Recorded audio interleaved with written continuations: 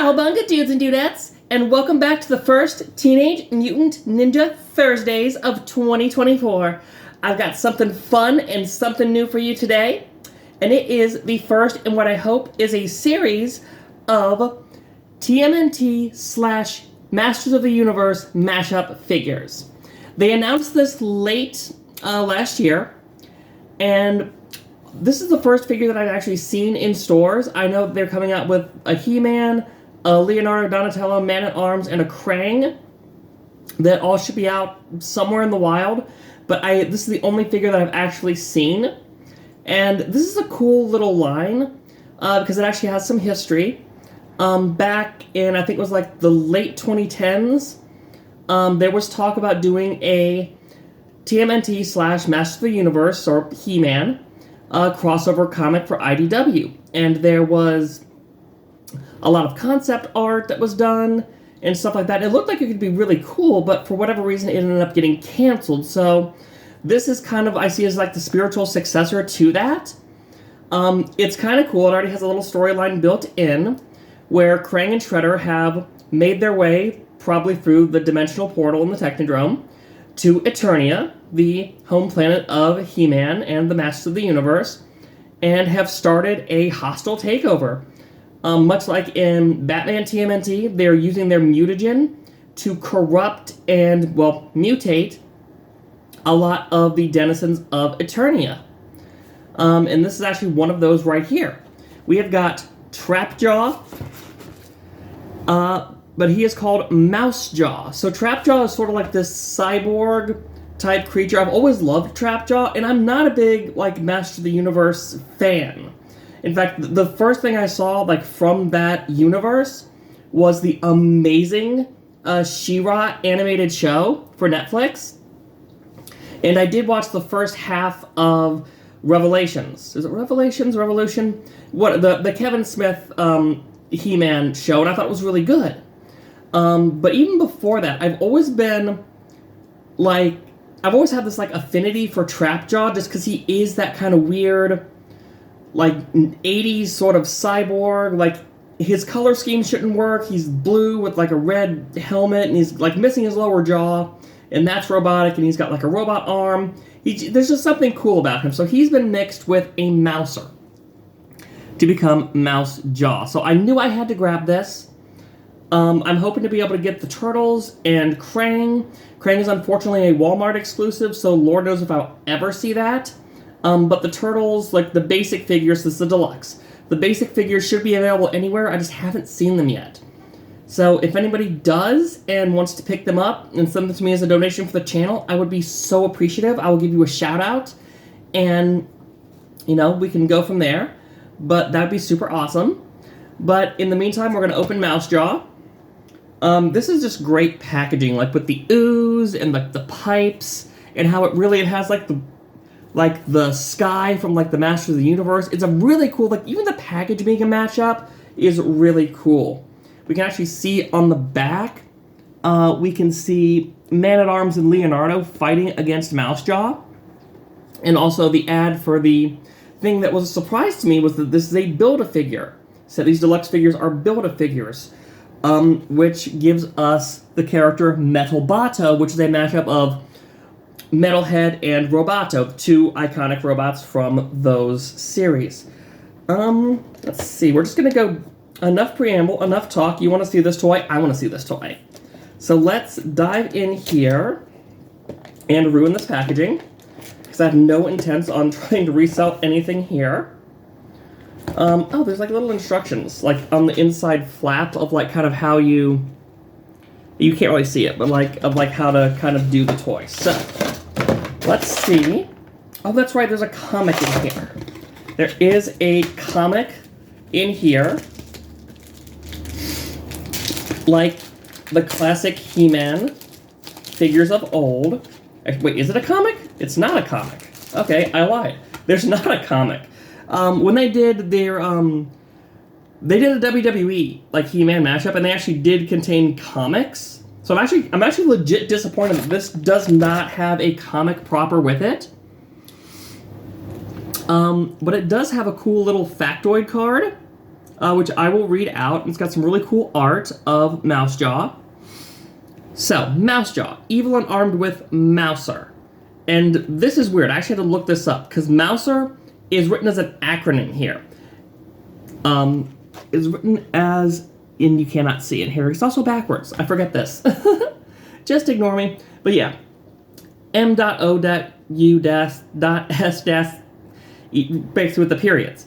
And I was like, I've never seen this before, but apparently yes I have, because this is how they're portrayed in both the IDW, which I haven't read much, but also the Nickelodeon cartoon. Their name is an acronym, so I had forgotten that, so it's just interesting that they would use that here.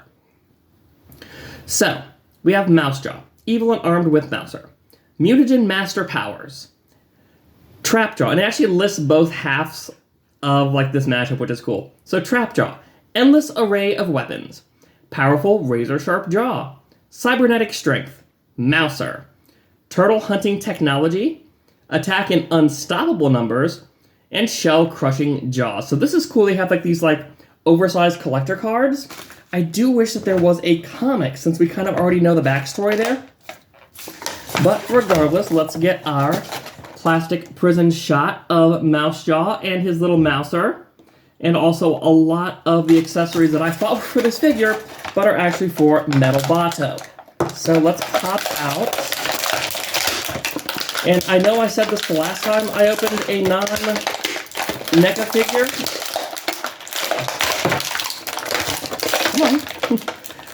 Oh, he is tied. He is tied in here. Okay. And I did not... That's okay, we can get this out.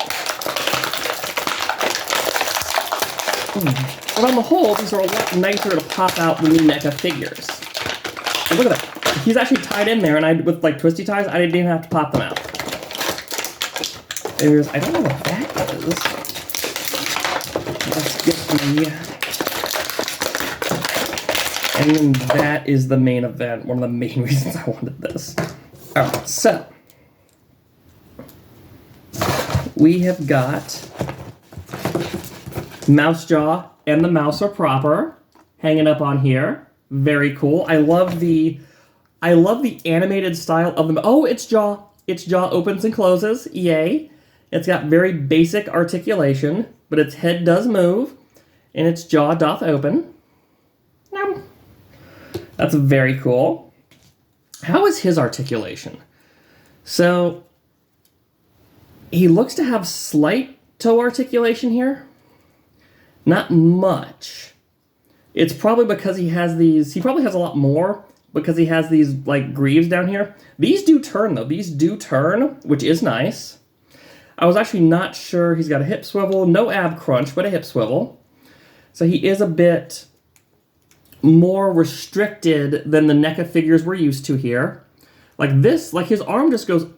It does have a pivot, but it really just goes in and out. There's no... It does twist. Okay, it does twist, but there's no, like, extra joint there.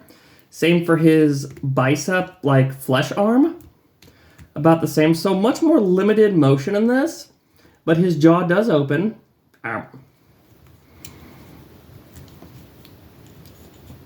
So that's cool. His belt is a little loose, but I'd rather have it be too loose than too tight. Because if you remember, like, back in the day, when you would have to, like, strain and stretch these little bits of rubberized plastic to try to get them onto whatever figure had a belt on it. So I'm trying to figure out what this is. What this is, this weird little plunger thing, is that supposed to be for... Okay, that's supposed to be for Roboto. Okay, that's for Roboto. So yeah, all of these pieces here. This arm, these various weapons, and then this thing. So yeah, all of this, these are all the Build-A-Figure pieces.